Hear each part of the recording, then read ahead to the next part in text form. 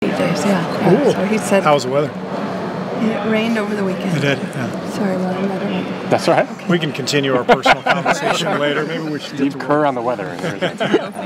Any update on Zaza and David? Yeah, they both practiced today. We scrimmaged. They both looked great.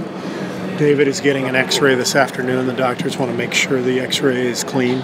If it is, I expect him to play tomorrow. And Zaza also looked good. We'll see what the trainers say. He doesn't have to do any medical evaluation in terms of an x-ray or MRI or anything like that. We'll see how he turns up after his treatment right now. But I would say there's a good chance both of them would play tomorrow. We'll see. How significant? What's the top 3 things on the list for the second half of the season? I don't mean your chores at home. I don't know if I have a list of 3. There's, the general theme is to get better. Obviously, we want to keep improving.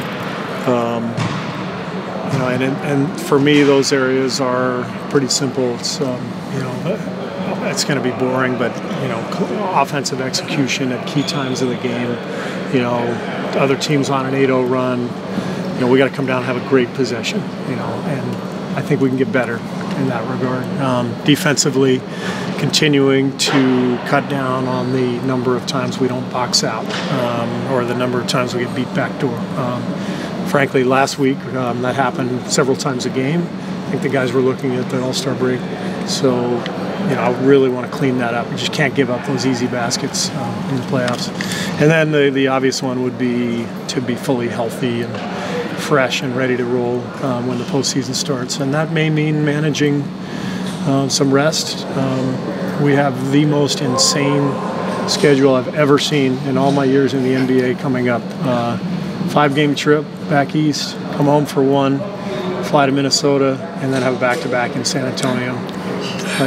Here you go, Golden State, here's your marquee game against the Spurs on a Saturday night on ABC, and it'll be your 8th game in 12 days with 10,000 miles. It's insane. And so I've got to be very, very careful about our players' welfare and make sure they're fresh and not too fatigued, because we know that can lead to injury. Given that schedule, to maybe get David and Zaza back at this time. Yeah, the numbers matter.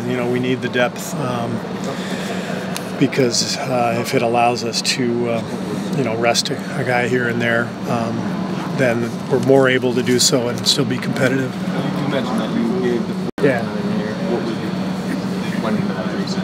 Well, just, originally I had scheduled for them to be part of it, and then just being in New Orleans for those 4 days, there's no rest whatsoever. And those are the guys who play the most minutes. The All-Star break is such a great time to recharge. I remember even as a role player to get away for 2 or 3 days, go sit on a beach, just felt so much stronger, faster, and more excited when I would come back. The stretch run is there, and you just feel great. Well, the rest of our guys, they were, Mac was in Hawaii, and, guys were all over the map, having this great 6 days.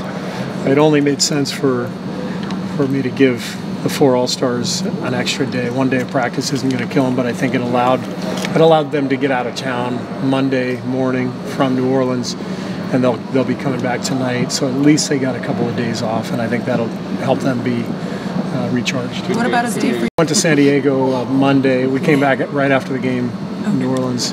Got home at 3 a.m. and I flew to San Diego Monday and came back last night. So I had my 36 hours and ready to go. Ray has a good question. How fast are you all? It's all relative. So, I went from slow to slightly less slow. So, leave it to Raymond. But we were all thinking Andre? it, but Yeah, thanks. Were you instructed Andre, to not play? I asked every guy before the game started how much they wanted to play. He told me he wanted to play 2 minutes. He was serious. He said he was banged up. It had nothing to do with trade. So all that reading into it was just a coincidence? No, he told me the day before the game, maybe it was the day of the game, he said I only want to play 2 minutes. So right when the game started, Mike and I had drawn up a minutes plan. I said, I've got you slotted for 2 minutes each half. And he said, no, 2 minutes total. I said, all right. And then I went to him. I put him in. I took him out. We got the stat sheet during the timeout. I went to him. I said, DeMarcus, you played 2 minutes and 24 seconds. He goes, I went over by 24 seconds. That should be a fine for you. So he was banged up. He plays a ton of minutes, obviously. And then Kawhi came to me at halftime and said, I don't want to play anymore. And I don't know if it was whether he was a little banged up or just the stellar nature of play that was going on there. I'm pretty sure Kawhi he's a purist. He didn't want any part of that. Couldn't adjust to a game without defense. It's good thing everybody wasn't sitting down on you. Get guys out of the stands. Yeah, exactly. What did you think about the Cousins trade and sort of how New Orleans is now, Risha? And that could be a distinctive challenge with those two guys. It's not my question to answer. None of my business. Steve, Andre mentioned the process of developing chemistry over the course of a season, and adjustments have been made with the new guys by now, but closing out games does it in the second half, and just different things that a team goes through. And he also mentioned just chatting with McGee on the airplane, and those two have a secret society. And did you enjoy observing that kind of stuff happening over the course? It's one of my favorite parts of coaching, honestly, is seeing how a team comes together, seeing the relationships develop, seeing guys laughing together, seeing who hangs out with whom. So it's great. And this team has a really, really good chemistry that developed pretty quickly. Obviously, we had the core group intact from last year, but we lost some key guys too, and the additions have been great, and the chemistry is really good. Is that a two you'd usually two as bonding? Yeah, well, they played together in Denver. Yeah. And we talked to Andre about JaVale before we even signed JaVale. Okay. Andre said, "You're going to love this guy. He's hilarious. He's a great teammate." And so, yeah, we kind of knew they would be tight. Out here. So here's the deal. Like, Raymond is going to make jokes about me from back there, and then he's going to try to take control of how. What if I want to talk? Raymond? What if I want to talk? Can I stay? Am I allowed to stay? Or this is a short business. It's been 5 minutes. Okay, 7 more. I'm having fun here today, Raymond. Talk to Sean real quick. Better be good. Remember we were talking at the beginning of the season. Are you done? Do you feel complete now?